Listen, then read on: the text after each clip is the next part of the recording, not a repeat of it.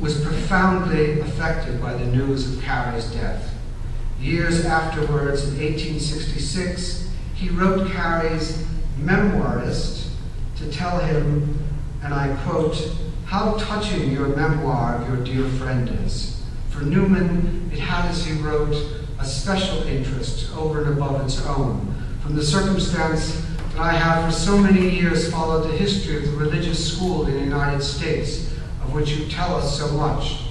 Perhaps it was from the likeness to Harold Froude, which you suggest. Harold Froude was a dear friend of Newman's and a great leader of the Oxford movement, who died young.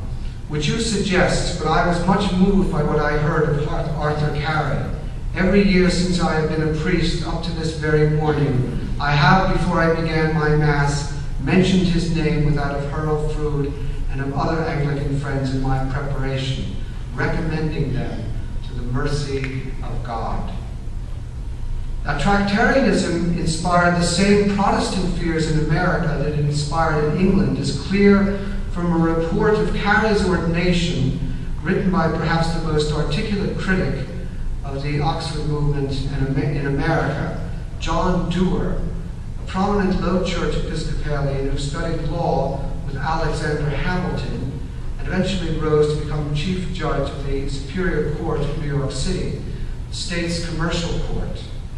Indeed, commercial law was the judge's métier, a not insignificant detail in light of what Newman saw as the influence of commerce on the character of Anglo-American religion. In his account of Carey's ordination, Dewar asked, "Why is it that the minds of some of our clergy and a very large portion of our laity are filled with suspicion and alarm? I shall answer these questions frankly and fully.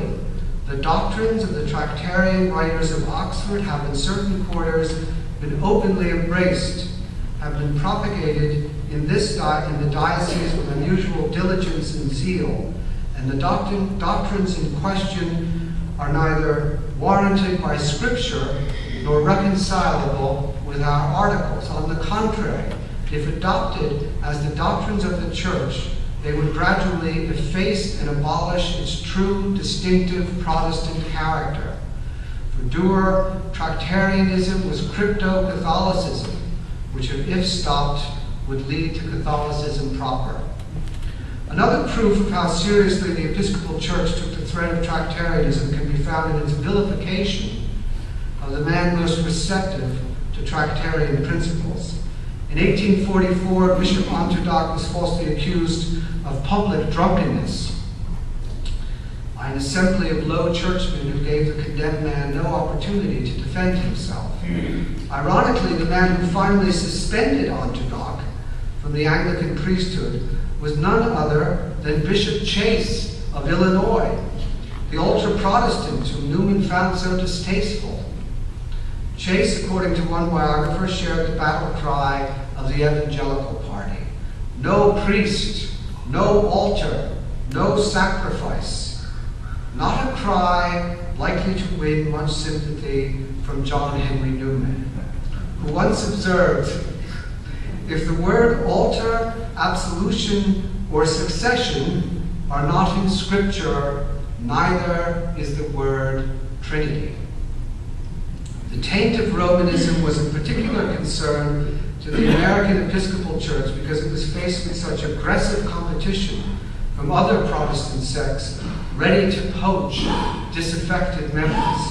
In a review of a book on the Anglo-American Church by Henry Caswell, an Englishman who traveled to America as a young man, studied at Kenyon College, and was ordained deacon by the Bishop of Ohio, Newman describes some of the sects driving the great evangelical revival in antebellum America. Besides the old Calvinist Baptists, he wrote, there are the Free Will, the Seventh Day, and the Sixth Principle Baptists, the Christian Baptists who deny the proper divinity of Christ, and the Campbellite Baptists. Besides these, there are the Seed and Snake Baptists. Besides these, there are, among other sects, 600,000 Universalists who teach the annihilation of the wicked. Catholics listening to this catalog might be inclined to snigger, but they should recall what Newman said about the Catholic hierarchy after he worked so hard to make the Catholic University succeed against immense apathy and opposition. I cannot help feeling that in high circles, the church is sometimes looked upon as made up of the hierarchy and the poor, and that the educated portion, men and women, are viewed as a difficulty, an encumbrance, as the seat and source of heresy, as almost aliens to the Catholic body, whom it would be a great gain, if possible, to annihilate.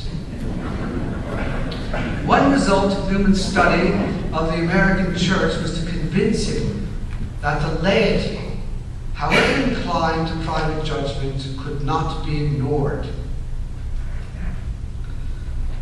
Though he also recognized the church could not simply truckle to the prejudices of the laity, especially those of the educated laity.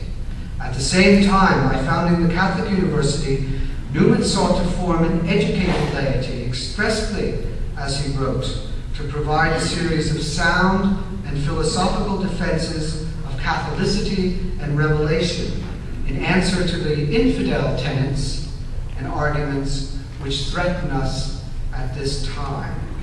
In comparing the Episcopal Church to the various Protestant sects, Newman was happy to concur with Caswall that its very survival argued a certain staying power. The Anglican Church, which first held services in America in Jamestown in 1607 and eventually became the Episcopal Church with its own episcopate in 1789, was disestablished after the American Revolution, which Lyman Beecher saw as a good thing.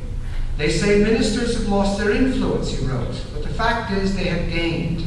By voluntary efforts, societies, missions, and revivals, they exerted deeper influence than ever they could by cues and shoe buckles and cocked hats and gold-headed canes.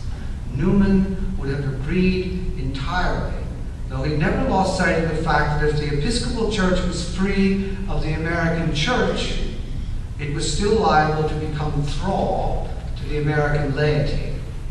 What is also striking about this essay from the standpoint of Newman's own development is that it was written in September 1839, a month after he experienced his first serious doubts about the legitimacy of the Anglican Church while reading about the Monophysites, following what he described in the Apologia as that great revolution of mind. He resolved to test his doubts about acting on them, a period which consumed 6 long years of his life and involved him in sedulous deliberation. In his review, we can see Newman extolling the putative vitality of the American Episcopal Church, even as he calls it sharply into question. Later in July 1840, he would write a Scotch Episcopalian who eventually converted with his wife and children, that a great experiment is going on, whether Anglo-Catholicism has a root, a foundation, a consistency, as well as Roman Catholicism, or whether, in the language of the day, it be a sham. I hold it to be quite impossible, unless it be real, that it can maintain its ground. I will not defend it if it will not stand it. Still, Newman was candid enough about what he saw as the corrupting influence that a proud, self-satisfied commercial people naturally exerted on a church that could never afford to offend the public will. Nor in this respect are we better circumstanced than they, Newman pointedly reminded his English readers. We too, in the time of the third William and the first Georges, had certain impressions of the same kind made on us, which chilled, attenuated, and shriveled up our faith and spirit. What indeed is that desire of evidences, that delight in objection and spontaneous incredulity, that pursuit of secular comfort, that contentment with mere decency and morality, but remains of the Socinian temper inflicted on us during that calamitous period?